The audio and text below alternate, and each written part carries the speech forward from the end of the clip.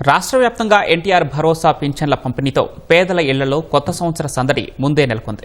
తెల్లవారుజాము నుంచే ప్రజాప్రతినిధులు, అధికారులు ఇంటింటికి వెళ్లి లబ్ధిదారులకు పింఛన్లు అందజేశారు. స్థానికులు వృద్ధులతో మాట్లాడి సమస్యలు తెలుసుకున్నారు. కొన్నింటికి అక్కడికక్కడే పరిష్కారం చూపారు. కొత్త సంవత్సరానికి ఒకరోజు ముందుగానే పింఛన్లు అందించడంపై లబ్ధిదారులు హర్షం వ్యక్తం చేస్తున్నారు. నెల్లూరులో పెన్షన్ల పంపిణీ పండుగలా జరిగింది. మత్స్యకారులు, మాజీ సైనికులకు మంత్రి నారాయణ స్వయంగా పెన్షన్లు అందజేశారు.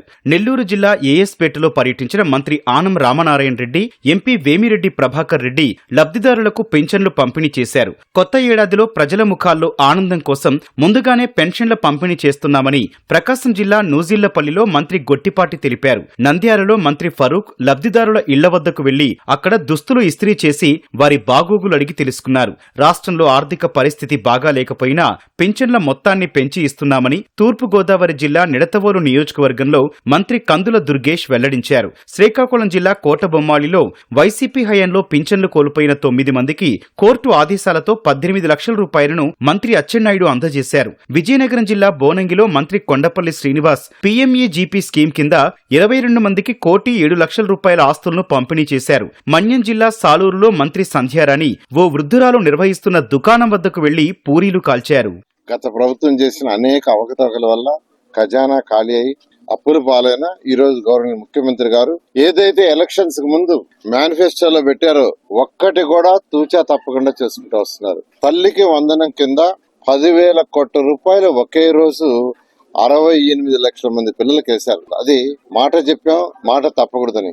3,000 రూపాయలు ఉన్నదాన్ని 4,000 పెంచడానికి ముఖ్యమంత్రి గారు ఆ రోజు ఉన్నటువంటి ఆర్థిక పరిస్థితి దృష్ట్యా ఇవ్వలేని పరిస్థితిలో ఉన్నప్పటికీ కూడా ప్రజలకు ఇచ్చిన హామీ మేరకు 4,000కి పెంచడం, అదేవిధంగా దివ్యాంగులకి 3,000 నుంచి 6,000కి, అంతకు మించి ఇంకా ఎక్కువ మంచాన్ని పట్టి ఉన్నటువంటి వారు ఎవరన్నా ఉంటే వాళ్ళకి 15,000 దాకా ఇచ్చేటువంటి కార్యక్రమాన్ని కూడా చేస్తా ఉన్నారు. అదేవిధంగా ఇప్పుడు ఇంకా చాలా మంది అర్హులైన వారు మాకు పెన్షన్లు కావాలని అడుగుతా ఉన్నారు.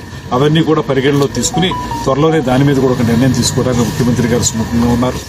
రాష్ట్రం ఆర్థిక సంక్షోభంలో కొట్టుమిట్టాడుతున్న చంద్రబాబు నాయకత్వంలో మెరుగైన సంక్షేమం అందిస్తున్నామని ప్రభుత్వ విప్ కాల్వ శ్రీనివాసులు రాయదుర్గంలో అన్నారు. సత్యసాయి జిల్లా కదిరిలో ఎమ్మెల్యే కందికుంట వెంకటప్రసాద్, కడప జిల్లా అమ్మగారిపల్లిలో కూటమి నేతలు ఇంటింటికి వెళ్లి పింఛన్లు పంపిణీ చేశారు. జమ్మలమడుగులో తెలుగుదేశం నేత భూపేష్ రెడ్డి, కర్నూలు కృష్ణానగర్లో పాణ్యం ఎమ్మెల్యే గౌరు చరితారెడ్డి పింఛన్లు పంపిణీ చేశారు. ప్రకాశం జిల్లా ఎర్రగొండపాలెం నియోజకవర్గ ఇన్ఛార్జ్ ఎరిక్షన్ బాబు త్రిపురాంతకం మండలం గూట్లపల్లిలో కూటమి శ్రేణులతో కలిసి పింఛన్లు అందజేశారు. తాడికొండ నియోజకవర్గం పేరేచెర్లలో ఎమ్మెల్యే తెనాలి శ్రావణ్ కుమార్ లబ్ధిదారుల ఇళ్ల వద్దకు వెళ్లి పింఛన్లు పంపిణీ చేశారు. చీరాల నియోజకవర్గంలో 30,000 మందికి పింఛన్లు అందిస్తున్నామని ఎమ్మెల్యే కొండయ్య తెలిపారు. బాపట్ల ఇస్లాంపేటలో ఎమ్మెల్యే నరేంద్ర వర్మ పింఛన్లు పంపిణీ చేశారు.